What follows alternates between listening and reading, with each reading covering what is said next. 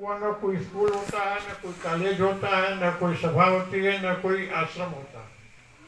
कौन होता है? तो क्या वो राजा होता है। जैसा राजा होता है वैसा ही प्रभाव जनता के मानस पर पड़ता है और जनता उस राजा के कहना चाहिए आदेश को, उसके उपदेश को, उसके कार्यों को करने के लिए बाध्य हो जाती है और धीरे धीरे आदत पड़ जाती है। उदाहरण के लिए हम लोग अपने भारतवर्ष में ही देखें, कभी कोई जमाना था महात्मा बुद्ध का उद्भव हुआ और बौद्ध धर्म का इतना तेजी से प्रचार हुआ कि देखते देखते न केवल सारा भारतवर्ष, सभी भारत के बाहर जापान, चीन, श्रीलंका, मलेशिया, सारे के सारे ये बौद्ध धर्म में दीक्षित हो गए। और बौद्ध राजा का मतलब था कि जितने भी राजा थे ये सब बौद्ध धर्म अंगीकृत कर लिए और सब के सब अपने को बौद्ध कहलाने में अपनी गरिमा समझते थे, अपना गौरव समझते थे। क्या हुआ कि राजा जो है उस काल का कारण बना। जितने राजा थे सब बौद्ध हो गए और वो बौद्ध राजा का प्रभाव पूरी जनता पर पड़ा और उस कालखंड का निर्णायक कौन बना? तो बौद्ध राजा बने, बौद्ध धर्म बन गया। सब लोग बुद्धम शरणम गच्छामि, जगह जगह बौद्ध विहार बनने लगे। जो आज बिहार का हम लोग नाम सुनते हैं वो बिहार का अर्थ कुछ और नहीं है, वो बौद्ध विहार है।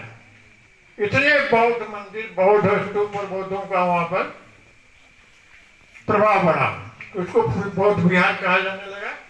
और जो बौद्ध का प्रभाव कम हुआ तो केवल बिहार रह गया, बौद्ध चला गया, केवल बिहार रह गया। बाद के कालखंड में किन्हीं कारणों से हम दुर्बल हो गए और हम मुगल शासन के अधीन हो गए। परिणाम क्या हुआ कि आप पूरे भारतवर्ष में गांव-गांव में देखिए तो जितने गांवों के नाम है, चौराहों के नाम है, ये सब जो है तो ये मुसलमानों के नाम पर हो गए। मोहम्मदपुर, जलालुद्दीनपुर, पता नहीं कौन बड़े बड़े जिलों के नाम, ये सब बदलते चले गए। ये क्यों बदले? इसलिए बदले कि जो शासक है उसका प्रभाव इतना बढ़ा कि गांव से लेकर, जनपद से लेकर और केंद्र तक सब कुछ जो है इस्लामीकरण हो गया। जब उसके बाद हमारे अंग्रेजों के शासन में, तो उस समय उसके पहले भारत में कोई टाई नहीं पहनता था, जानता ही नहीं था टाई क्या होता है। कोई चम्मच नहीं खाता था, कोई पैंट नहीं पहनता था। महात्मा गांधी की जीवनी में पढ़ रहा था, पहली बार वो किसी की सहायता से वो पैंट सिलवाए और बैग में रख कर तब वो फिर वो अफ्रीका गए।